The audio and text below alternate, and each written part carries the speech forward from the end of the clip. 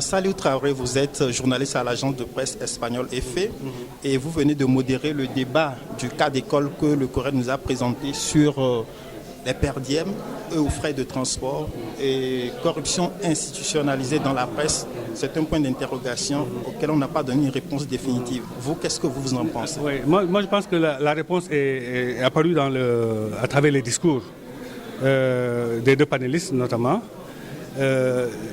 Je crois que c'est par pudeur peut-être ou bien par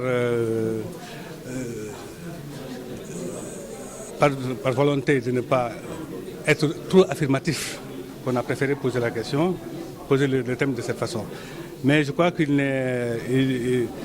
c'est clair dans l'idée de pratiquement tout le monde que ce phénomène des per diem et des faits de reportage s'apparente assez clairement à une forme de corruption qui ne dit pas son nom. C'est justement la raison pour laquelle le CORED se préoccupe de la question et a jugé nécessaire d'organiser pour la première fois dans l'histoire du Sénégal une réflexion sur un tel sujet. Parce que on a pu le constater au cours de ces dernières années, le phénomène a pris de l'ampleur. Il est vrai que ce n'est pas quelque chose de nouveau. C'est une pratique assez ancienne qui a toujours eu cours, en tout cas autant que je sache, parce que moi je commence à durer dans la profession. J'en suis aujourd'hui à ma 38e année. Et dès les premières semaines de mon entrée dans la profession, j'ai découvert ces pratiques-là. Donc ça veut dire que ça ne date pas d'aujourd'hui. Alors, ça ne date pas d'aujourd'hui. Et que, comme d'aucuns ont voulu l'accréditer, la précarité n'est pas la seule cause. C'est peut-être un phénomène, c'est peut-être quelque chose qui a exacerbé le mal, hein, mais il y a 30 ans, une trentaine d'années, les journalistes qui étaient sur le terrain, à l'époque, c'était très limité. En dehors de la RTS, de la PS et du Soleil, il n'y avait pratiquement rien d'autre. À l'époque, la convention collective était appliquée.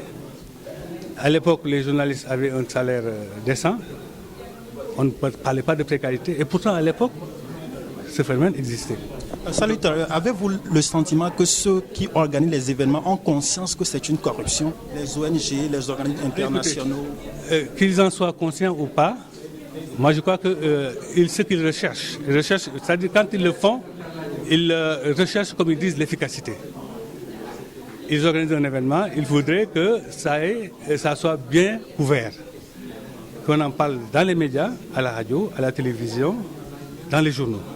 Et pour ce faire, ils croient que la meilleure façon d'y arriver, c'est de distribuer de l'argent aux journalistes. Vous savez, il y a des agences de communication, quand ils envoient des communiqués, ils n'hésitent même pas, ils n'ont même pas de problème pour indiquer que les journalistes qui viendraient recevraient un montant de 5 000 francs. Donc c'est une manière d'épater. Donc il y a une volonté manifeste de manipulation des médias. Et de ce point de vue-là, moi je dis qu'ils sont conscients qu'ils font de la corruption, même s'ils ne l'acceptent pas. Alors, parmi les organisateurs, justement, il semble que la CEDEAO, notre grande institution, est la championne en matière de distribution des per diem, excepté les journalistes capverdiens qui ne s'y accommodent pas. Mais comment lutter contre ça? Est-ce qu'on va aller vers elle, mener... Oui, moi je ne vois pas en quoi les journalistes capverdiens seraient plus... que les journalistes sénégalais. Je crois que tout simplement, ils ont été éduqués dans ce sens-là. Ils ont peut-être de l'éthique et de la déontologie une approche peut-être... ils ont été peut-être mieux préparés à comprendre ces enjeux-là. C'est tout. Mais je reste convaincu que mis dans les mêmes conditions, c'est-à-dire que si les journalistes sénégalais, surtout les jeunes générations, sont suffisamment préparés, s'il y a une campagne de sensibilisation adéquate, je reste convaincu que d'ici quelques années, même si on n'arrive pas à juguler complètement ce phénomène-là, on arrivera à en limiter un peu. Est-ce que ça vous fait de savoir qu'en général, c'est même des journalistes, des confrères qui distribuent des per diem à d'autres journalistes? Oui, mais malheureusement c'est ça. C'est des journalistes qui sont passés de l'autre côté. On a eu un témoignage ce matin d'un ou deux. Ils étaient journalistes, ils sont journalistes de formation, ils se sont retrouvés conseillers en communication dans des structures, et ils se livrent à ces pratiques-là. Moi, je pense que, par contre, on a eu quelqu'un qui a travaillé à la CEDEAO et qui a expliqué qu'il n'a jamais été d'accord avec ces pratiques, et il a manifesté à l'endroit de ses chefs, mais ils ont dit on maintient. Donc on n'y peut rien parce que c'est des exécutants. Les décisions appartiennent à ceux qui sont en haut lieu. Si à leur niveau ils décident de se livrer à ces actes-là, le seul choix qu'ils ont peut-être c'est de démissionner pour ne pas être mêlés à ça.